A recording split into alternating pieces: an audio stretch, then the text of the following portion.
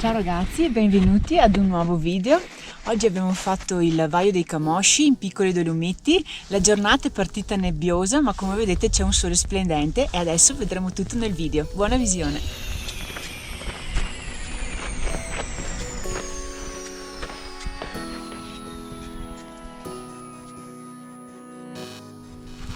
Tutto ghiacciato.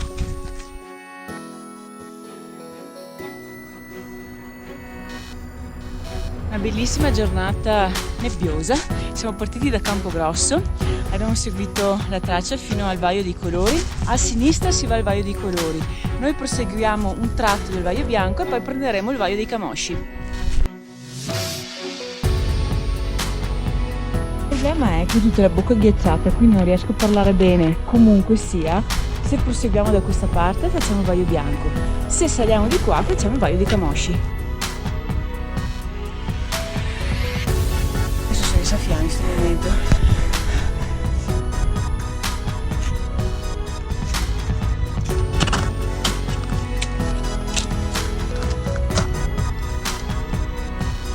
Abbiamo appena fatto il risalto scoperto e adesso proseguiamo tutto un po' marcio qua.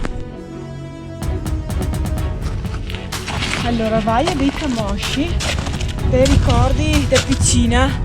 Mi sembrava che mio papà mi diceva che si chiama così perché qui c'erano tanti camosci. Siamo arrivati alla fine del Vaio dei Camosci e siamo alla forcella dei Camosci.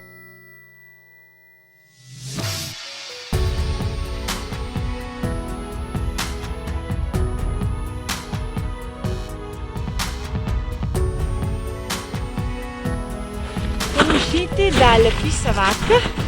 Vaio dei Camosci bellissimo, stretto come piace a me. Qui il cartello, in 10 minuti siamo al rifugio Farcaroli.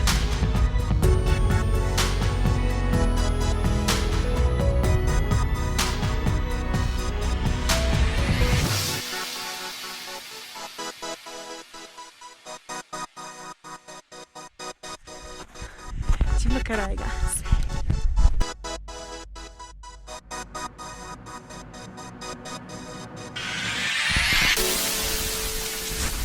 Pronti per la discesa, Boale dei Fondi. Grazie per avermi accompagnato anche in questa avventura e se non siete iscritti al canale, indovinate un po', iscrivetevi.